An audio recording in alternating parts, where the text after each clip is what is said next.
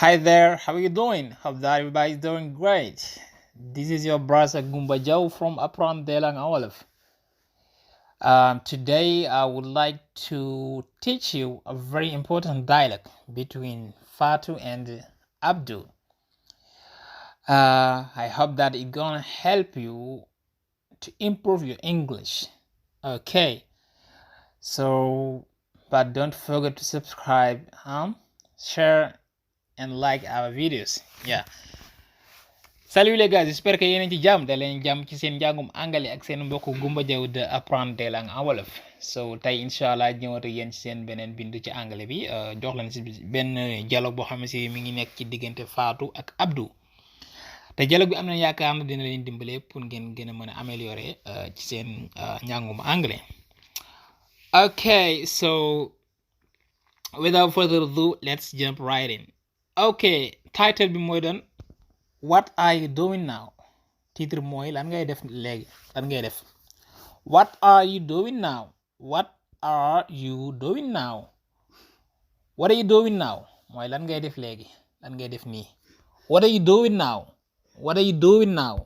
What are you doing now? What are you doing now? Lan ngay def léegi. Okay, que fais-tu maintenant? Okay, ماذا تفعل الآن? أو ماذا تفعلين؟ Okay, Abdou Fatou moo njëkk a laaj ne ko Abdou, what are you doing? What are you doing? Abdou, what are you doing? Lan ngay def nii maanaam looy def nii. Okay, Abdou tontu ne ko I'm mending my watch. I'm mending my watch. Mooy damay réparer wala damay defar sama montre bi. Okay, I'm mending my watch. To mend moom mooy réparer. Okay, to mend yuslih. I'm mending my watch. Okay, damay defar sama montre bi. Xëy na montre dafa yàqu mu koy defar. To mend. Okay, réparer. Salaha yuslih. I'm mending my watch. Damay defar sama montre. Je répare ma montre. Uslihu saati. Okay, mu ko ne ba tey faat ne ko where is your dad? Where is your dad? Ana sa papa, ana sa baay fa la nekk. Where is your dad? Where is your dad? Okay, ab toon ne ko he is in the living room. He is in the living room. Moo ngi ca salon ba, moo ngi ca saal ba kon bokk. Okay, he is in the living room. He is in the living room. He is in the living room. Mi ngi ca saal ba. Okay, mi ngi ca saal ba. Okay, so Fatou daan ne ko what is he doing?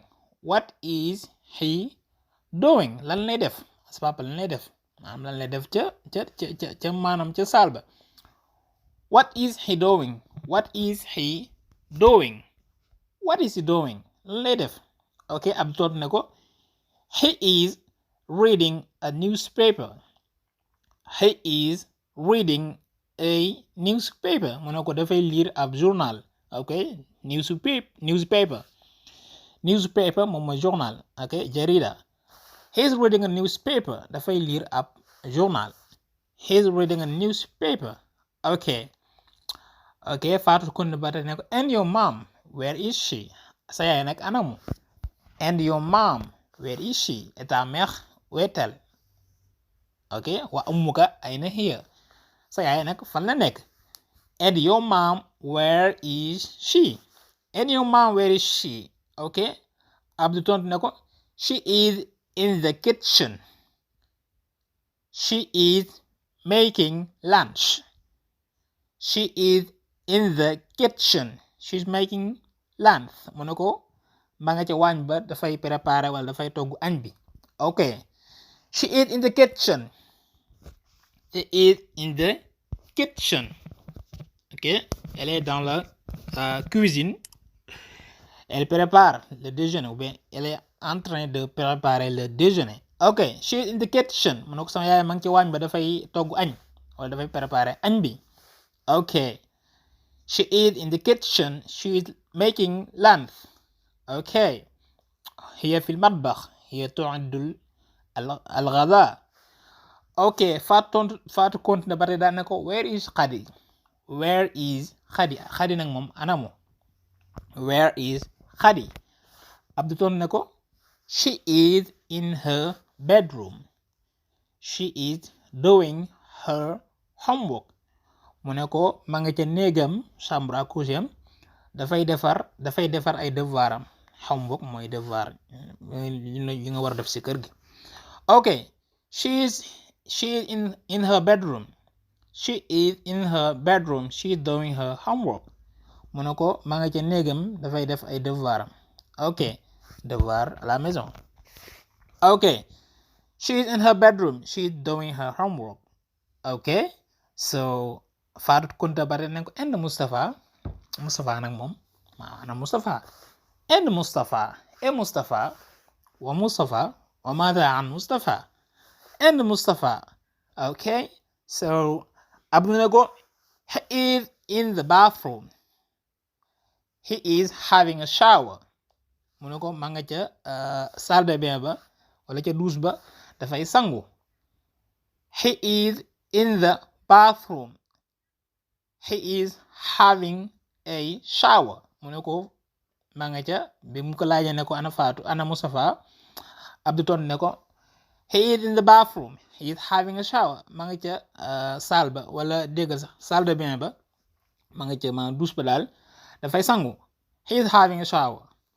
Okay, so Abdou ne ko Abdou moom cette fois moom mooy laaj daana ko where are you going? Fan nga jëm?